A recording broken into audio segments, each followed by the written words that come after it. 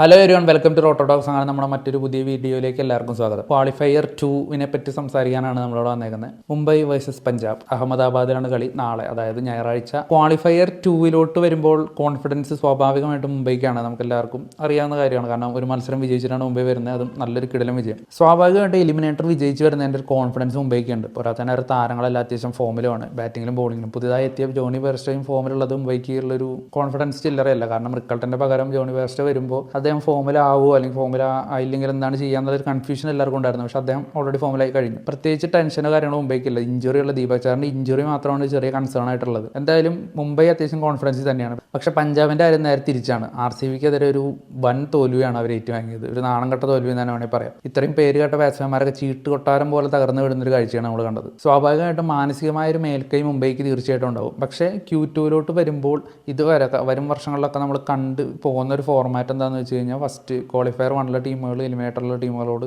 ജയിക്കുന്ന ഒരു രീതി തന്നെയാണ് കഴിഞ്ഞ കുറേ വർഷങ്ങളായിട്ട് ആവർത്തിച്ചുകൊണ്ടിരിക്കുന്നത്. അങ്ങനെ നിലവിലൊരു സിറ്റുവേഷൻ വെച്ച് നോക്കുമ്പോൾ മുംബൈക്ക് തന്നെയാണ് മേൽക്കൈ എന്ന് നമുക്ക് പറയേണ്ടി വരും. പക്ഷേ അവിടെ വേറൊരു ചെറിയൊരു പോയിന്റ് കൂടിയുണ്ട്.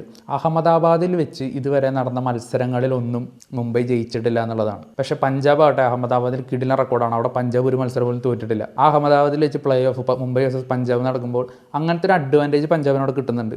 അവസാന മത്സരത്തിൽ മുംബൈക്കെതിരെ അവസാന മത്സരത്തിൽ അത്യാവശ്യം കിടിലനായിട്ട് തന്നെയാണ് പഞ്ചാബ് ജയിച്ചു പോകുന്നത്. ആ ഒരു മാനസിക മുൻതൂക്കം പഞ്ചാബിനുണ്ട്. അപ്പോൾ രണ്ട് ടീമുകൾക്കും എന്താണ് തങ്ങളുടെ ഒരു ഫേവറിസം, അവർക്കൊരു അഡ്വാൻറ്റേജ് തോന്നിക്കാവുന്ന കുറച്ച് കാര്യങ്ങളുണ്ട് തീർച്ചയായിട്ടും. എന്നാൽ പോലും കളത്തിലോട്ട് വരുമ്പോൾ ഇതുവരെ പ്ലേ ഓഫ് കളിച്ച എക്സ്പീരിയൻസും കാര്യങ്ങളും കൂടുതലും മുംബൈക്ക് തന്നെയാണ്.